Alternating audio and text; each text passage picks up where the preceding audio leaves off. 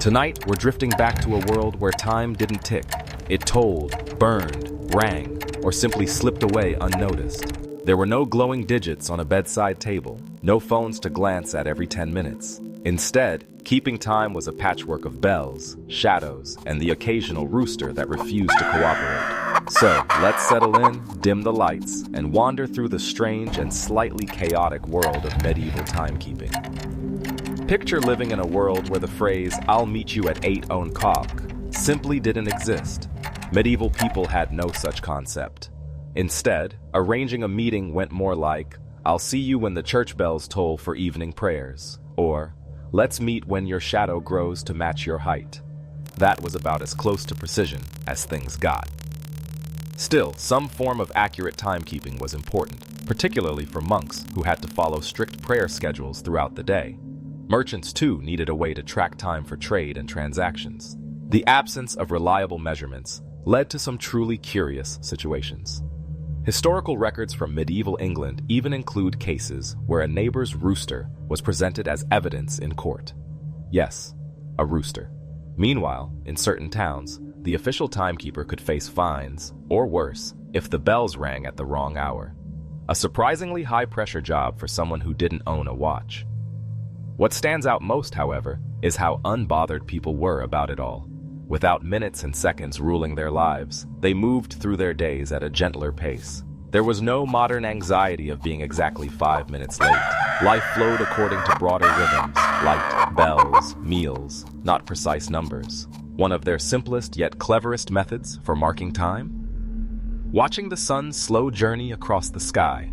Which brings us to one of their more practical inventions, the sundial. Essentially, a well-placed stick that casts a moving shadow, primitive yet effective. Time, but time before time. In early medieval Europe, time wasn't measured with precision, it was sensed. People divided their days into broad strokes, morning, midday, evening, based on the sun.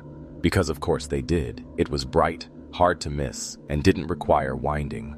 For peasants, time was not an abstract number. It was the feel of the day. When the frost started melting, it was time to work. When shadows lengthened, it was time to head home. Time lived in seasons, chores, prayers, not in minutes.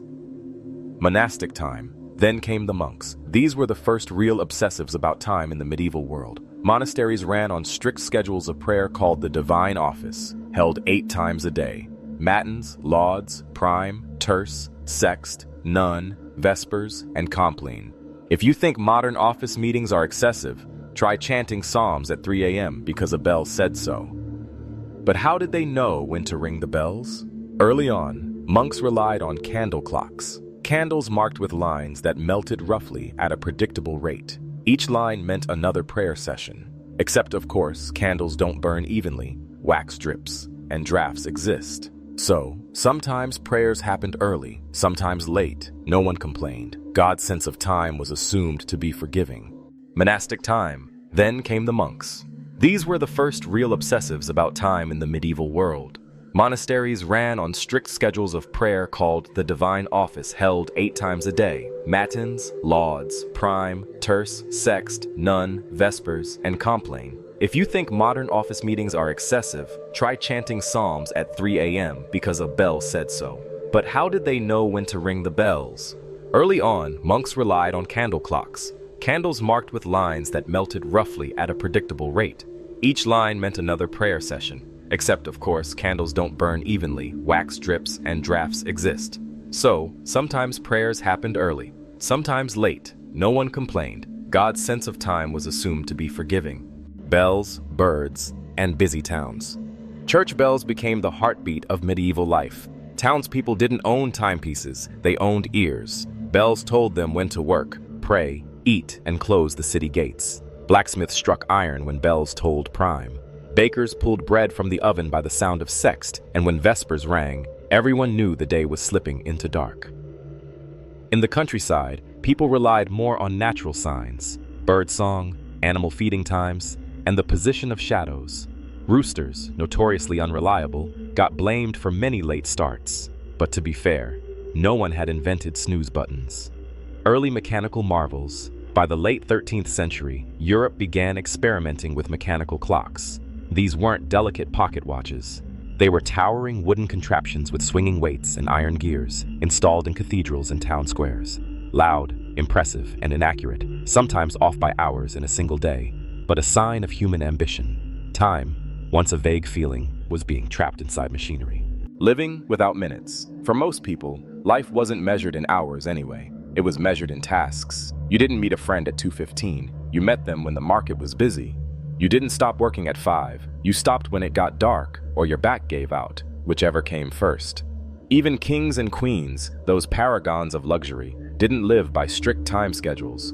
Court life flowed around meals, ceremonies, and hunts. The idea of being late to a royal audience was less about punctuality and more about status. Arriving whenever you pleased was a power move. Time and sleep. Speaking of sleep, people didn't keep one solid block of it. They often slept in 2 shifts. First sleep, after dusk, then a wakeful hour or 2 around midnight, followed by second sleep until dawn. That midnight wakefulness was a time for prayers, quiet talk, or, for the less holy, burglaries. The shift toward precision. It wasn't until the Renaissance and the spread of portable clocks that society began thinking of time in the way we do now. Minutes, seconds, schedules, alarms. Medieval life, for all its discomforts, carried a strange freedom. Time was felt, not feared. Monastic obsession with time. If anyone in medieval Europe cared about precision, it was the monks. Their lives revolved around the divine office, 8 prayer sessions spaced through the day and night, and not gentle when you feel like it prayers. These were regimented moments when bells called them from sleep, meals, or reading to chant, kneel, and recite psalms. But here's the thing, those bells weren't ringing because someone checked their Apple Watch. They were rung by guesswork and whatever crude timekeeping device happened to be working. Candles, sundials, water clocks, or the occasional monk with a good sense of when dawn felt like dawn. Candles marked with lines were surprisingly common. One line might mean one prayer session had passed. The trouble? Candles don't burn evenly. One side melts faster than the other. A small breeze can rob you of a good 10 minutes. If you were unlucky enough to be on bell duty and blew it, the entire monastery might start matins while it was still technically yesterday.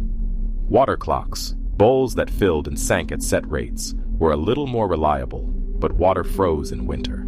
So some monasteries simply trusted their most alert brother to keep track. No pressure, just the salvation of the community's sense of divine order resting on your sleepy shoulders. Life beyond monastery walls. For townsfolk, life was less precise, more practical. Bells still ruled, but not for prayer alone. They marked the opening of markets, the changing of watchmen, and the closing of city gates at night. Imagine living in a town where the evening bell wasn't just quaint atmosphere. It was the final call before the gates clanged shut, and anyone still outside risked bandits, wolves, or worse, paying a guard to let you in late. And peasants? They didn't even pretend to care about hours. The day began when light touched the fields and ended when it faded. Orc was guided by the feel of the season, planting, harvesting, threshing, rather than the chime of a distant tower. The first public clocks. By the 13th century, Europe started experimenting with mechanical clocks. These were grand contraptions, huge wooden frames, iron gears, weights swinging like sleepy pendulums. They didn't tell you the exact minute. They told you, vaguely, that time was passing, faster or slower, depending on how drunk the town's clockkeeper had been the night before. One of the earliest known was installed in Salisbury Cathedral around 1386. It had no face, no hands, just a striking mechanism that rang a bell. Essentially, it shouted, "Time," every hour, but refused to say which hour. Royal courts and astrological hours. Now, in royal courts, things were a little different. Nobles loved the appearance of sophistication. Many courts employed astrologers who claimed to calculate not just hours, but auspicious ones. A king might delay signing a treaty until the stars suggested good fortune, or avoid a hunt because Mars was apparently frowning. Time wasn't just measured, it was interpreted.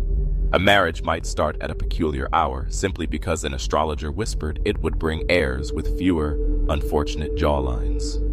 Night and the two sleeps. When bells finally tolled Compline, signaling bedtime, Medieval sleep didn't look like ours. Most people practiced segmented sleep. First sleep lasted until midnight, followed by a wakeful period, an hour or two for prayer, reflection, or small talk, before second sleep carried them to dawn. In noble households, this midnight pause sometimes turned into whispered plotting, hushed poetry readings, or scandalous visits down unlit corridors.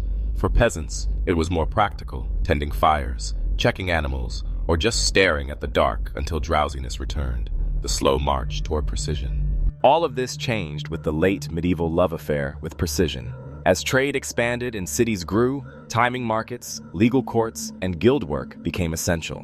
By the Renaissance, mechanical clocks improved, metal gears replaced wood, escapement mechanisms allowed for steady movement. And by the 16th century, wealthy households began acquiring small, personal timepieces, status symbols that ticked like stubborn little servants. But back in our medieval world, life moved gently. No one panicked about being 5 minutes late. Meetings happened around midday or after the bell. Time was something you lived in, not something you chased.